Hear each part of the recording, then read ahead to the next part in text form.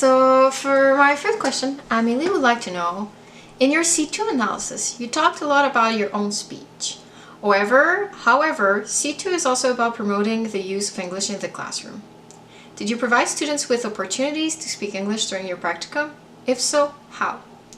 Well, I'd like to begin to answer that question by saying how important I think C2 is, as much as it is being able to speak properly with the correct intonations and pronunciation. It's also to help students emote what you show them. Because if you're able to speak properly using correct words, grammar, structure and everything, unconsciously they will just repeat what you show them. So I think it's very important. As for the part about promoting speech in the classroom, it's something I think is very important also, and it's something I try to put as much in my teaching as I can, because I'm a fervent believer of Vygotsky interaction method, where students have to interact with their peers and you know, people that are a bit higher on their English level to get better and actually learn a language. So what I did during my practicum is that almost every day that I had a class with my students, I'd always give them a little bit of time to talk, either with me, having a little bit of a refresh about what they did, or about their weekend, their activities, what they're excited about, or I just have group activities where they share, their parents share. For instance, I gave them an exam about William Wilson, a class before they actually took the exam, so that they could discuss with one another, so that they could create a better understanding of the story. So yeah, that's something I did, but that's also something I try to do every single class. Oftentimes what happens is that I finish maybe like 2 to 5 minutes before the bell rings, and when I say finish, I mean like completely finish. Like I gave all the things I needed to give them, all the activities we needed to do are done. I did a brief recap with them, and I introduced what was going to happen next class. So usually when that 5 minutes I have at the end, I usually give it to them so that they can speak to one another, practice, because as we all know, by practicing a language, it's how you actually learn to actually speak it, because it's the first part of a language you learn.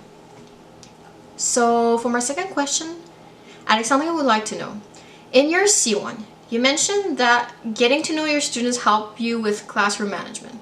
How did it help you? What strategies did you use to make it work? So I had a bit of a weird situation with my secondary 5, because at the beginning of my practicum, they didn't really respect me or think of me as an authority figure. So because of that, they want to do the work I assigned, because they thought it wasn't something important in the long run or anything. And I had a hard time like breaching that gap where I could actually, you know, interact with them properly. So it took a while. It took until one class there was a manifestation for the environment, and a lot of people in the classroom were absent that day. So because of that, I had the opportunity to actually bond with a couple students, which really helped me with classroom management, because the class afterwards, I could notice that the feeling like of the classroom was very different. Instead of like having this wall and this apprehension when I started, I had this, you know, confidence, because I now knew my students, knew most of them, so I could really like talk to them, and I didn't feel like they couldn't be bothered at all to be there.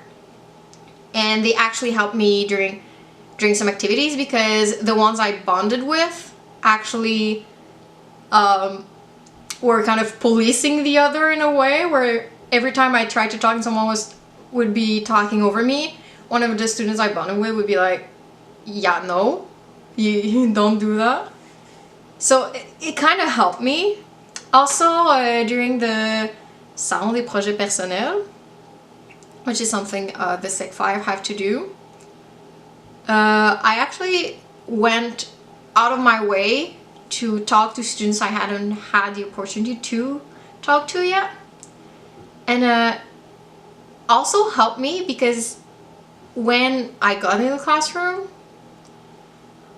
I knew who they were outside. Like, I knew what they were about. I knew like what they liked, what they didn't like. So I kind of oriented my speech in the morning towards that, because I always have like a bit of talking with them at the beginning of the class. So what happens is that instead of always talking about general things, I specifically talked about things I knew would interest them. For instance, I talked about the Salon des Projets Personnels the day after it happened, because I had another class with my students. And I talked about it. I'm like, oh yeah, and I saw your project, insert student's name.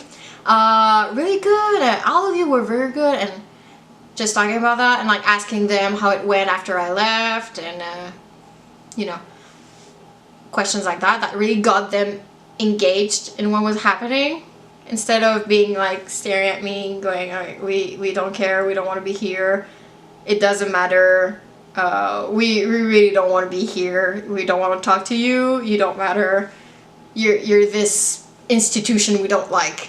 So that really helped me.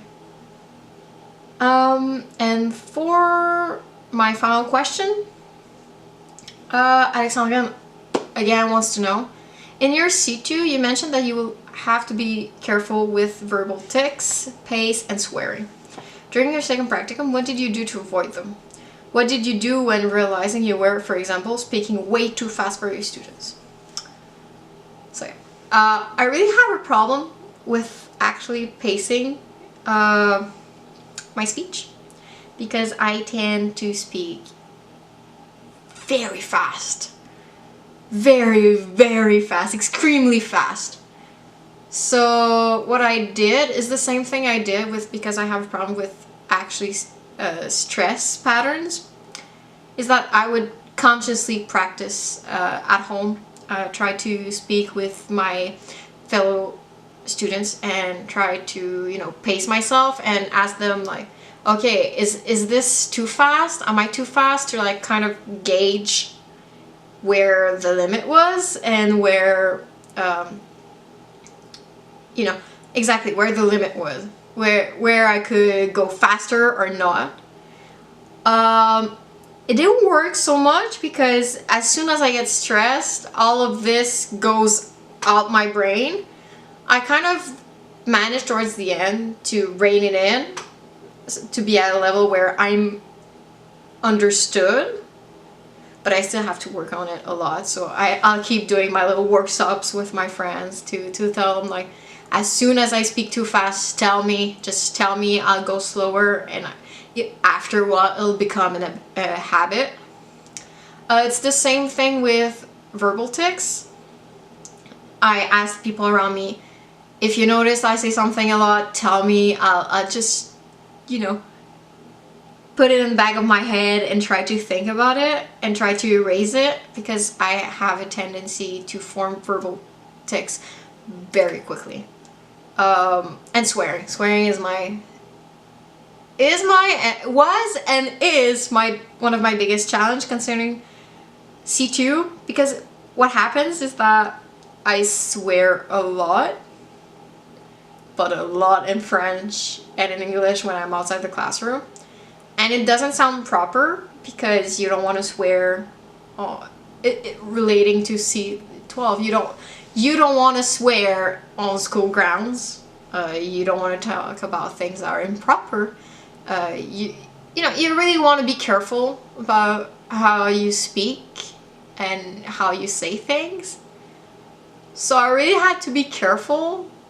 What I did in particular is that I actually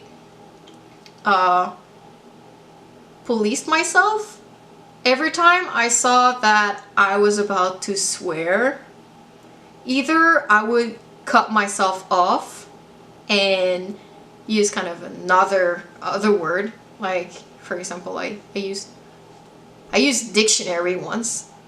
I was going to say like, oh, F word that. I'm like, oh, dictionary that. And, you know, hilarity ensued because my colleagues that were at the same school as me found it funny because, you know, that's funny.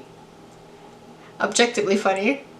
So yeah, I used other words, or I would just cut myself off. But otherwise, to avoid them is what I tried. Is I tried to swear less, and, you know, use other words outside the classroom. So again, forming the habit outside the classroom and not just focusing on like being at school. Okay, so I'm at school, I have to talk a different way. By actually policing myself outside the classroom, I think helped me not doing on school grounds, because I managed to not do it. But by trying to remove those words from my vocabulary, I actually have a better chance of not saying them in front of my students and in front of, you know, school administration. So yeah, that's how I avoided it. And during my practicum, what did I do when I realized that I was speaking too fast? Well, it happened once that I realized I was speaking too fast because I saw that most of my students were completely confused. Like, I could see the confusion all over their faces. So what I did is I took a minute, I breathed it in, breathed it out, and I was like, okay, so I'm gonna go over what I just said. And I did it actually that. I just went over everything I just said, but slower.